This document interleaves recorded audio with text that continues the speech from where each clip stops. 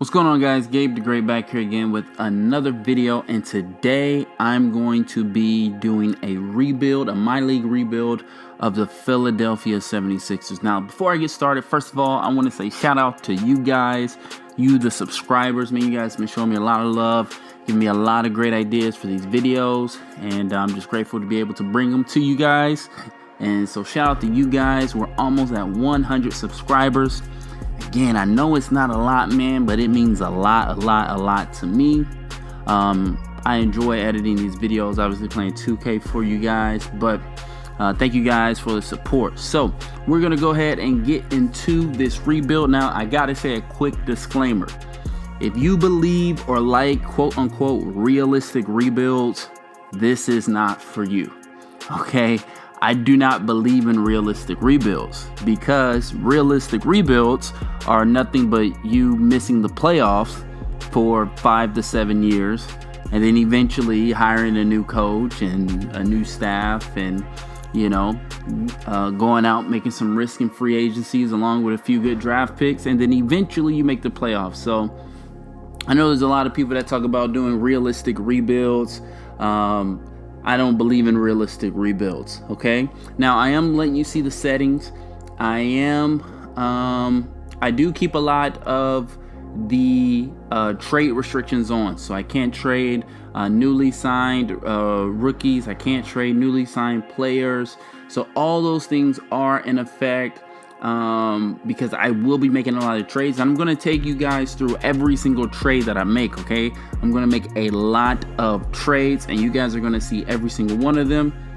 But we're going to go ahead and start off rebuilding the Philadelphia 76ers. As you know, they've been saying trust the process, and I'm like, scrap the process. We gonna win a championship as soon as we can. So that's how I do my rebuilds.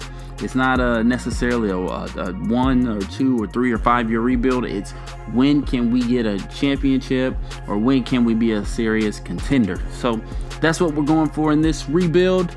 And so let's go ahead and jump straight into it.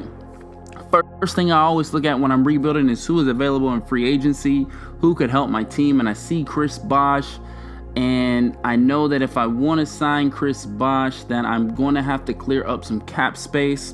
So that's what we're going to do. So the very first trade that I'm going to make day one before the season even starts is I'm going to trade away, some of these smaller contracts to go out and get, better rotation players. Now, I will admit that when I was first doing this, the intention was to go out and get Chris Bosh. But then I started to see some really good trades. As you see trade number 2 starting to pop up on the screen when I saw Dwight Howard. And I said, well, that's a good trade. Dwight is not what he used to be. But if I can get rid of, again, Jared Bayless, Jahlil Okafor, only a couple of those guys are going to be rotation players. I could bring in Dwight Howard, who is really, really going to help my team out. So I went ahead, and as you guys saw, I traded for Frank Kaminsky right off the bat, and I traded for Dwight Howard right off the bat. And when I did that, I didn't realize that Dwight had, $23 million contract. So there goes any hope of getting Chris Bosh. But Chris Bosh is the 83, Dwight Howard is the 81. Plus I got Frank Kaminsky, plus I got Jeremy Lamb. So all in all, I think I made out good with these trades. And so going into after the first game of the season, we lose, and I'm like, I don't want to lose. So I went ahead, and we're going to jump into our third trade. Now, our third trade, this one, you guys are going to see me do what I call roster flipping, and I call it making $1 out of 15 cents. So this is a business. The NBA is a business, and so your assets are the players. So what I like to do is trade smaller assets for larger assets, okay? So here's what I did right here. I took Justin Anderson, TJ McConnell, and a second round draft pick, because honestly, you're not going to find anything good in the second round in 2K. And usually in real life, you don't find anything good in 2K. That's why, or in the second round, that's why, it's such a big deal when guys like Isaiah Thomas or Draymond Green or all these guys who get drafted in the second round make it big, become all-stars, because that never happens. So I have no problem dealing away second-round draft picks. I have no problem dealing away picks in general, because I don't plan on building through the draft. Especially, I never understand when people do rebuilds and they're like, we want to get draft picks. We want to get draft picks. When you're only going to do the rebuild for 3 to 5 years anyway. I mean, you're not going to see that draft pick blossom into anything. But anyway, that's beside the point. So I'm going to go ahead and give away Justin Anderson, TJ McConnell for JJ Barea and Yogi Ferrell to beef up my backup point guards. JJ Barea will definitely be getting some playing time. Yogi Ferrell, maybe not so much at first, but it is going to beef up my bench a little bit. So we're going to go ahead and make that trade with the Dallas Mavericks again to bring in JJ Barea and Yogi Ferrell. Just a couple days later, I noticed that we need to improve a little bit more. So again, I'm going to dump a second round draft pick, and I'm going to trade Amir Johnson and Rashad Holmes for Tyreek Evans and Ben McLemore. Now, another reason why I like to do these trades is because Amir Johnson and Rashad Holmes plays the same position, and they're rated just about the same, which means that they want the same amount of minutes. But they're not going to get the same amount of minutes. It's just not possible. Okay, both are going to want to start. Both are going to be coming and complaining and being upset about playing time. So I just go ahead and trade both of them.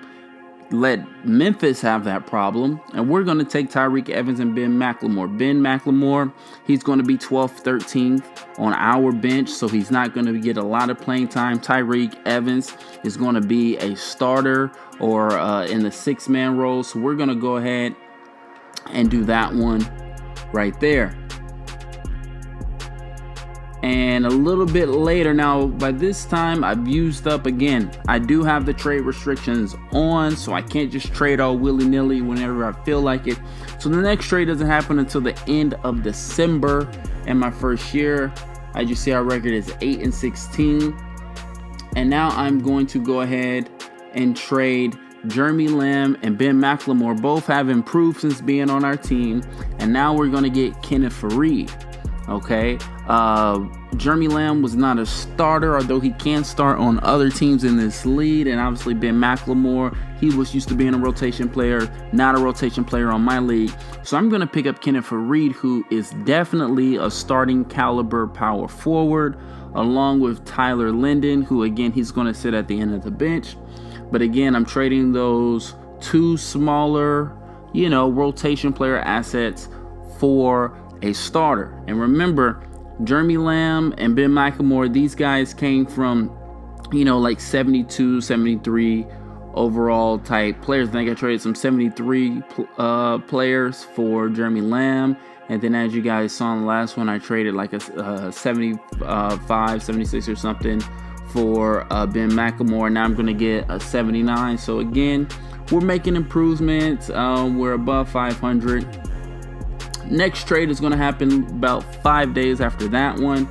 And now we need to go ahead and get some type of defense. So we're going to trade Johnny O'Brien and Yogi Ferrell. Both of these guys were down at the end of the bench.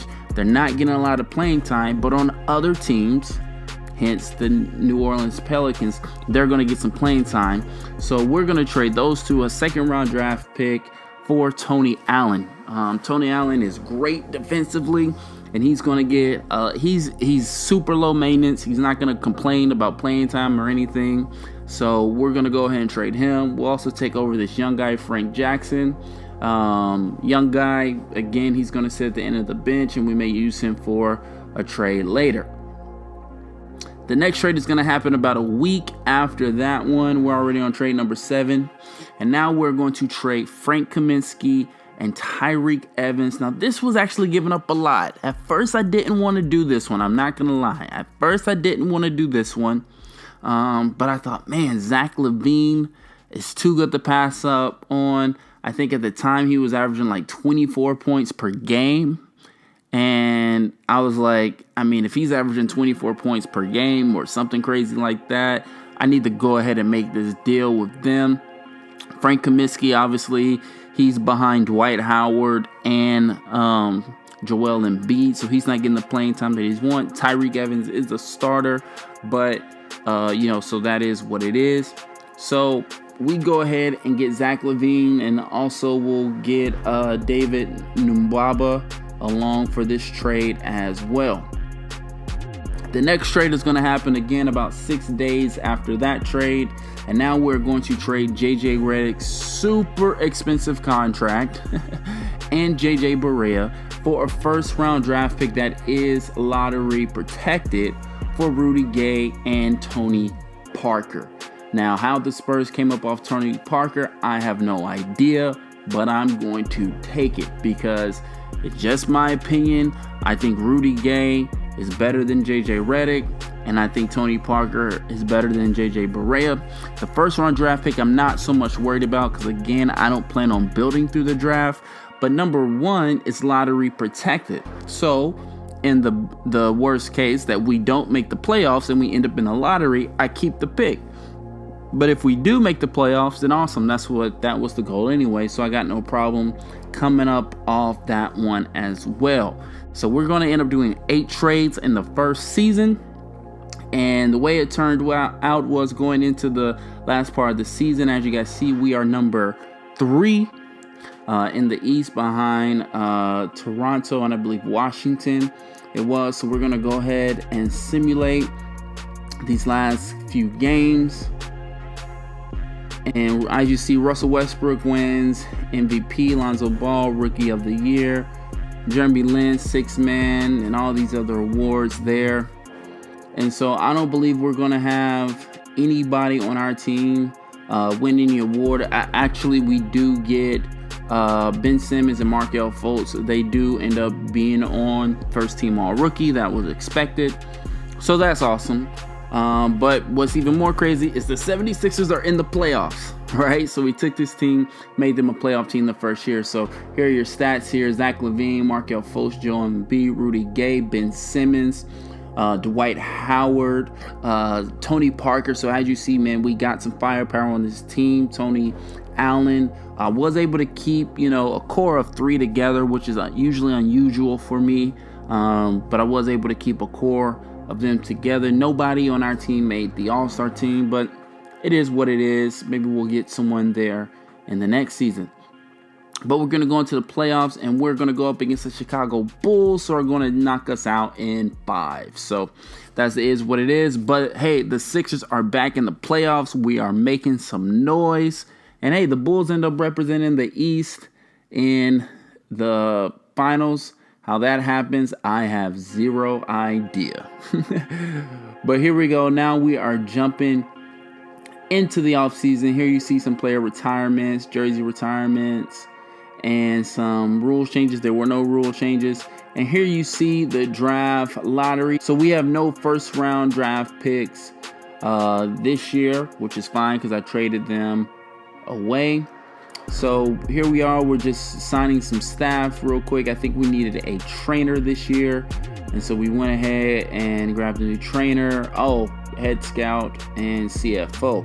Here's a 9th trade going into the season. We're just going to trade away our second round draft picks because, again, you're not going to find anything good in the second round. We're going to accept Ben Simmons, accept Zubac, and Rudy Gay accepted his. So that's always good when people are accepting their player options. That meant that they enjoyed being on the team. So that's always good. So again, we're going to keep that core together. And there's a few big name people out there that we could possibly go after. We're going to extend an offer to Joel Embiid, Julius Randle, Zach LaVine.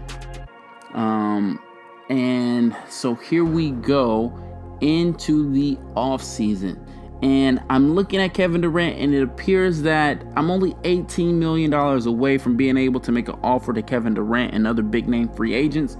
So we're going to try to get rid of dump our salary. So the first one, the person who's got the biggest contract on the team is Dwight Howard, $23 million.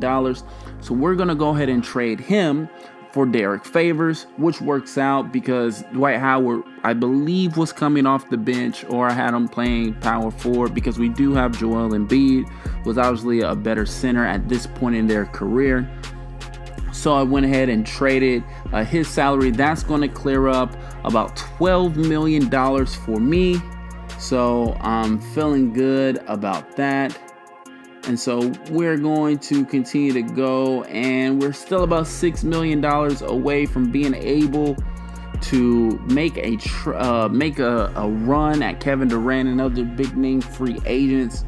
And so now I'm looking at where else can I trade, who can I get rid of. And it looks like Kenneth Faried with his $13 million contract is going to be the guy, considering I just picked up another 80 overall guy who costs $2 million less.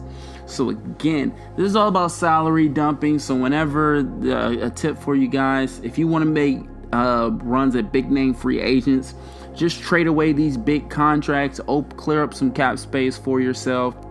You can always, as you guys are going to see I'm going to do, you can always just re-sign or sign veterans to a minimum deal. And veterans are always good picking up in the offseason because they're quality, they know what they're doing, and things like that. So right now we're looking for a salary dump. Who can we dump Kenneth Faried salary on? And it looks like we found the Indiana Pacers.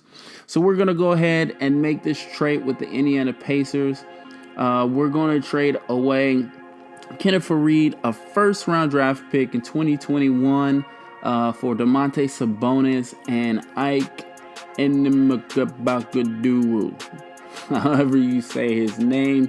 But that's going to clear up about $10 million in cap space, which is going to be exactly what we need to be able to go after Kevin Durant and other big name free agents. So as you see, here I am going ahead and offering Kevin Durant a contract, and I'm looking at the offers, and we're right behind the Warriors. So I don't think we're going to get him. So let's go ahead and make a run at DeMarcus Cousins. So we're going to go ahead and offer him as much money as we possibly can to try to sign him. And so we offer this contract to DeMarcus Cousins, and it looks like we're in first place, so it looks like we got a good chance of signing him. Why not? Let's go ahead and offer Chris Paul a contract as well for our day one of the moratorium period, where you can only offer 3 contracts a day. So we're going to go after the biggest name free agents. It looks like the Rockets are going to re-sign Chris Paul. Whatever. We're cool with that. But here we go. And it looks like DeMarcus Cousins wants to come, but that will push us way over the salary cap. Now, if I start renouncing some ranks, let's see, Julius Randle. Let's see if I renounce Tony Allen. Still not enough. What about Joel Embiid? Still not enough. Zach LaVine. Oh, man. So I have to renounce Zach LaVine, Tony Allen, Julius Randle, and Joel Embiid just to accept DeMarcus Cousins contract. That is a lot for DeMarcus Cousins. That pretty much guts our team for DeMarcus Cousins. I'm not sure I'm ready to do that just yet. I need some insurance, so I'm going to go out here and I'm going to find this guy Nate Walters. He's a 78 overall. And so, well, he doesn't want a long-term deal, so let's give him a 1-year deal. So we just need some insurance. That's a lot to give up. Looks like Julius Randle has an offer. So we're going to go ahead and match it for now, I believe. Although I'm not in love with Julius Randle. Yeah, we'll match it for right now.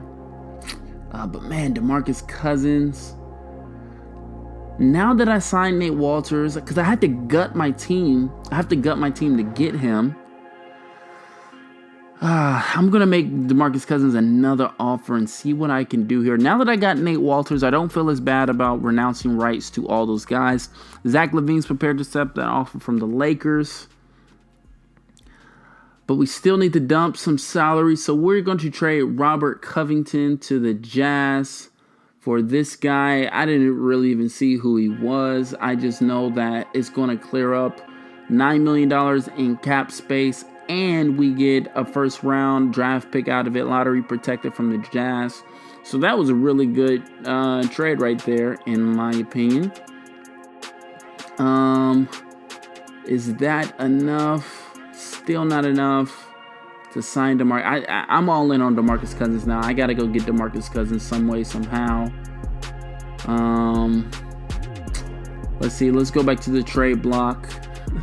Let's try to dump some more salaries. And now I can trade Tony Parker to the Dallas Mavericks. So that will clear up just under $8 million. And I get a first-round draft pick straight up. I'm probably going to go ahead and do that because Tony Allen, DeMarcus Cousins, I think it's a no-brainer. So let's see if that's going to be enough. Still, so don't accept Julius Randle. Still not enough. I think we're going to have to let Zach LaVine go. I mean, that's a steep contract for him right now anyway. This is tough if I do that. Okay, if I let Zach LaVine and Julius Randle go, I have enough to get him. But if I match Zach LaVine, I don't have DeMarcus Cousins. I mean, if you're asking me if I want DeMarcus Cousins or Zach LaVine, again, I think it's a pretty easy decision. Even though we got Joel Embiid, could you imagine Joel Embiid and DeMarcus Cousins in the middle? I think that's going to be good. So we're going to go ahead and decline, not match Zach LaVine or Julius Randle, and go ahead and sign Zach LaVine, this guy Nate Walters. I know I've pretty much gutted my team because I've renounced the rights to Julius Randle, Tony Allen, and Zach LaVine. Those were all big time players for us that helped us get to the playoffs last year. So I'm going to have to go out there and I am going to have to redo my bench completely. So we're going to go ahead and try to pick up Wayne Ellington. Again, we're just going to offer him the minimum because we don't have much cap space to work with. And so we're going to go ahead and try to sign Wayne Ellington. Also, so yes, that's good. We're going to get Wayne Ellington. So that's going to be good. The next guy that we're going to offer a contract to is Ilyasova. We're going to go ahead and sign him for the minimum because I got to get that bench back up. And that's the thing about free agency. I don't have enough to sign Seth Curry, but I do have enough for Ilyasova, so we'll go ahead and do that. That's the cool thing about free agency. You get some of these guys, veteran minimum, especially if you just need rotation players. We'll get Lance Stevenson. Again, that's a good rotation player. Joel Embiid accepts the qualifying restricted free agent. So here's our team. DeMarcus Cousins, along with Joel Embiid, Markelle Fultz, 390s, Ben Simmons, 86, Derek Favors, Rudy Gay, Nate Walters, Zubac. So I'm liking what we got. 390s, Wayne Ellington, Domantas Sabonis, Lance Stevenson. So again, I think this is a better roster than we had last year. But right before the season starts, I'm going to go ahead and make another trade because we got 16 people on the roster. You can only carry 15 into the season. So we're going to trade our lowest rated people that we can trade, which are Lyndon, Jackson. Why not Zubac? I mean, we got DeMarcus Cousins and Joel Embiid. Probably not going to play a lot. So let's just see. I'm just going to take the best possible offer. Ooh, those 2 first-round draft picks. Oh, that looks really good from the Phoenix Suns. But again, I'm not a guy who builds through the draft. So let's see here. What is the best? 80 overall, 278s. I think I'm going to have to... I think that I already got a lot of centers. Not too many power forwards. Not too many guards. I'm going to pull the trigger on this. Whatever. I think that was the best trade. So going into the season, some have us ranked as number 4, number 7 best team in the league. So I'll take that. Top of 8, which means we should wind up in the top 2 or 4 in the conference. And about 25 games into the season, we go ahead and make our first trade of the year. And this is going to be Ike Amigbugu and Lance Stevenson for Lou Williams. I mean, enough said. Lou Williams is better than both of those guys. Lance Stevenson, as you see, he wasn't really producing much for us. So we're going to go ahead and trade. I mean, he was averaging 16 points per game. He was a starter over there in Los Angeles. So we're going to go ahead and trade for him. Then about a month later, we're going to go ahead and trade Domantas Sabonis and a first-round draft pick to the Cleveland Cavaliers for C.D. Osman. And they're going to send back a first-round draft pick because, again, we are overloaded at the center position. So we are going to go ahead and trade him away and pick up some more guards because we need some guards. And then about a month after that, we're going to go ahead and trade Wayne Ellington and Nate Walters for Patrick Beverly and Cedronis Thornwell. And I think that gives us a great backup point guard for Markelle Fultz. And winding down the season here, as you guys see, we are first in the conference. So you can say whatever you want about all those moves, all those trades, but they did work out. We are first in the East. Looks like we're going to just miss getting 60 wins, 59 wins. I like it. James Harden is your MVP. Marvin Bagley III, Rookie of the Year. Jeremy Lamb, back-to-back Sixth Man of the Year. And as you guys can see, let's see if we get anybody on any of these all NBA teams. Nobody on the first, nobody on the second. But DeMarcus Cousins, it gets on the third, so that's pretty cool. Nobody on the defensive or the rookies. That's totally fine. I don't even think we had rookies this year. So, but I'm really satisfied with us number one in the West, in the East, so you can't really complain. So let's go ahead and start simulating current round. And we're going to knock off the Hornets in 5 games. So already looking good. Let's simulate the next round. And we're going to sweep the Wizards. So we're in the Eastern Conference Finals against the Toronto Raptors. And we're going to simulate this round and knock them off in 5. And now going up against the Golden State Warriors. Oh, baby, we're up 3-0. They get game 4, but I'm feeling good. There it is. And we win the NBA championship in just the second year. So say what you want about all the moves, all the trades. I'm telling you, you gotta learn how to make $1 out of 15 cents with these trades, with these rebuilds, and that's what we did. So guys, that is the first rebuild. My plan is to do a rebuild of every single team in the NBA, but let me know down in the comment section, who do you want to see me rebuild next? What do you think of my crazy rebuild methods?